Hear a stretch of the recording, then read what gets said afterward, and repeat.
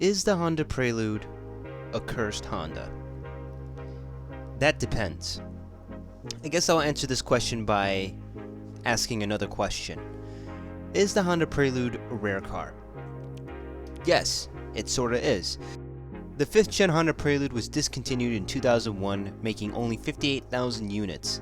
That's the least amount of units made by Honda for any Honda ever.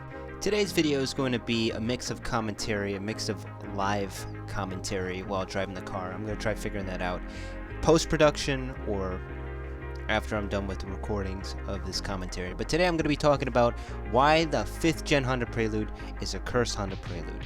But do not let that scare you into buying one. Let's get right into it. So after seeing that Dude in Blue's video on the Honda Prelude, I gotta say the title actually kind of made me upset. Honda Preludes are not hated. Let's just get that right out of the way. The Honda Preludes are an underrated gem. Now, of course, they're not as popular as the Integras, the Civics, or the legendary S2000, but they actually have a very, very awesome fan base. The Prelude fan base that are loyal and dedicated to this two-door coupe. I mean, at the time, the H22A was the most powerful engine Honda ever made before the K-Series. The H-Series was only available in the 4th gen and 5th gen Honda Prelude. Unfortunately, the H-Series was not ported over to other platforms like the other Hondas like the Civics or the Acura Integras. This was its own custom-made engine for the car. You'd think that Prelude having its own engine made for its platform is a good thing, but actually it's a bad thing. What?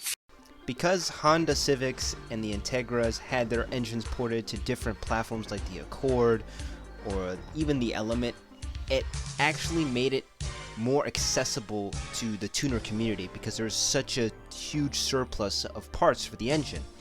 Now, because there was such a limited run of the 5th gen Preludes and 4th gen Preludes, there is not enough aftermarket support for the Preludes, especially when it comes to engine modifications. The H22A is an amazing motor that is for torque. That's what the motor's known for, is having more torque. However, the K20 engine that came out after it has way more aftermarket support because it came out in the CR-V, the Acura RSX, the Civic Si, and more of the Honda platform than the H-Series. Now, if you would compare how long the H-Series was in production compared to the K20 or the K24 motor, you'll see that the K20, K24 motor lasted a lot longer than the H22A. The H22A lasted about, I would say about 8 years, when the K20, K24 engine lasted over 10 years.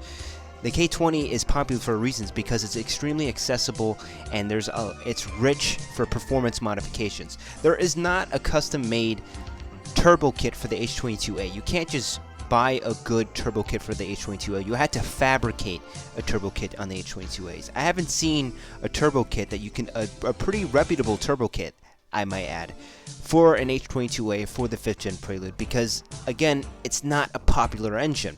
The K20 and the K24 were more popular engines. The GSR was more popular because the Acura Integra was way more popular in sales and they actually lasted a little bit longer than the Prelude. So now that we got performance out of the way, let's talk about the car as a whole. The Honda Prelude as a body or the chassis, it's way more heavier than the Integra or the Civic or even the S2000. It's a big boy. Because of that, a lot of people did not want to go for the Prelude. The Prelude practically flopped in sales, the 5th gen at least. It flopped in sales because it was heavier, it was way more expensive, and people didn't really see the need to buy a front-wheel drive H22A Prelude when they can get Acura Integra that was cheaper, that was just as fast.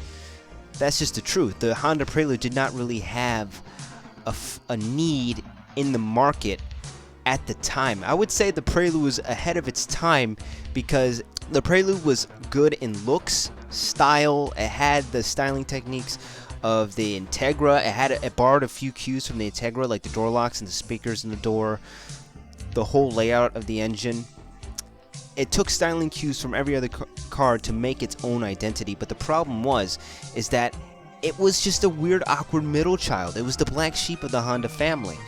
If the car was rear-wheel drive, everyone says that it would have done better, and I actually have to agree with them. If the Prelude was rear-wheel drive, it would have done extremely better in the market because, again, at the time in the 90s, drifting was huge. So if Honda would have made a rear-wheel drive Honda Prelude, it would have benefited a lot, and it would have probably lasted a lot longer than it already has. But they came out with the S2000 as a roadster, and that's why the S2000 is a legendary coupe. Alright, enough with the history lesson. I'm going to go back into why this car is cursed. It's a very, very picky car. Because of how the car is designed, most of the very famous wheel brands like BBS and Work wheels won't fit. You cannot fit an 18-inch rim without rubbing, or even a 17-inch for that matter. If you have lowering springs and you buy like a 17-inch rim that has that deep dish wide look, because admittedly the Honda Prelude looks good with deep dish. There's just no denying that. The car looks good with deep dish. The car is very picky, and when it comes to fitment, it's not a very forgiving car in terms of what you want to put on it. And again, like I said, aftermarket support is very, very slim. There's not a lot of stuff that you can do to it. The car is also very notorious for rust. This is something that I've battled for years on this car, and it's the classic Honda rust on the rear corner panels. It is almost impossible to get brand new quarter panels from factory, so don't even try looking, because I tried looking when I did the repair.